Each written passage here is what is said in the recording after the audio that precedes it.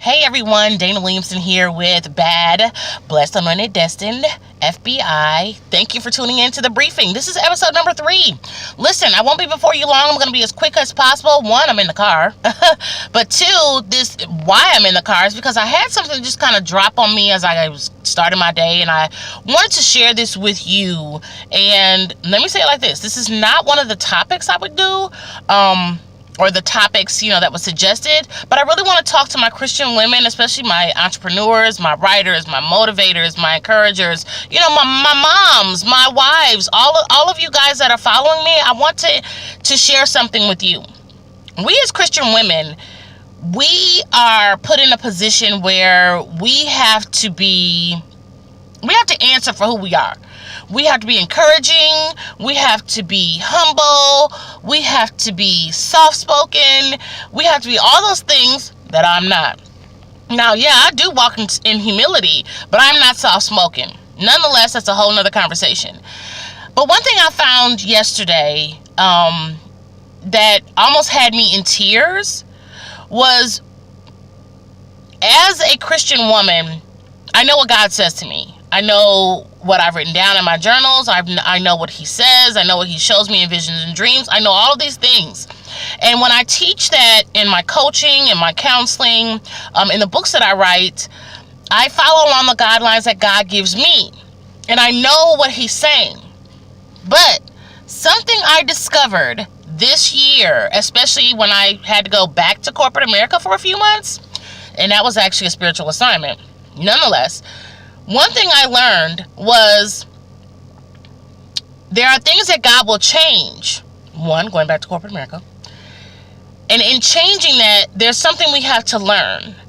And I'm thinking about something God gave me 3.5 years ago, and I'm like, okay, what happened? What happened?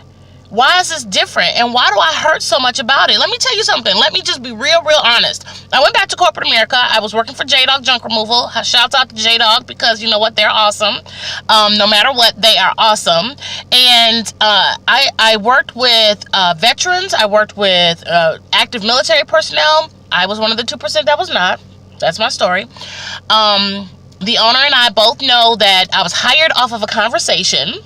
And then I resigned. I resigned. I left. Oh my gosh.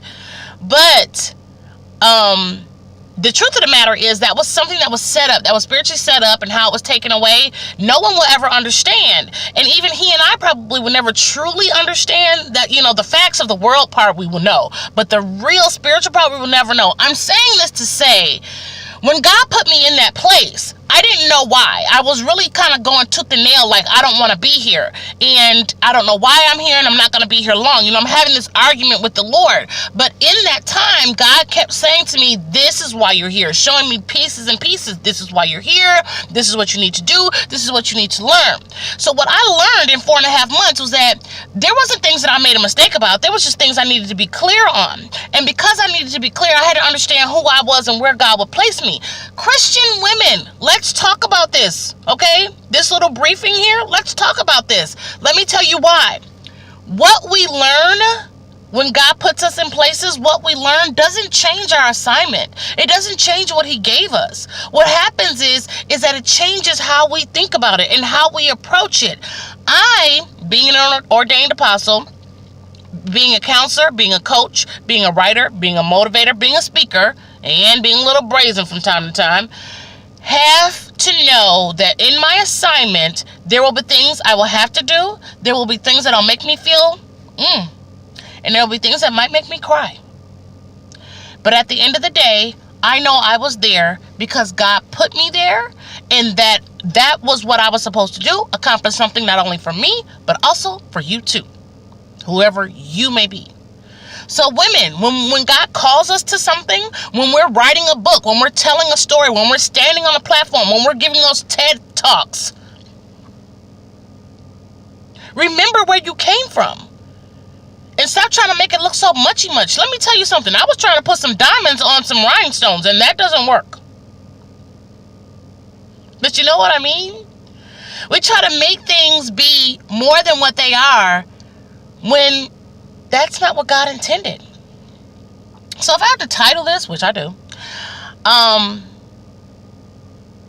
let's stop making the bling be the bling and just accept what it is.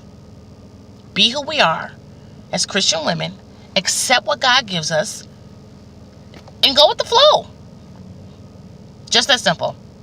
Like my old boss used to say, too easy. God bless.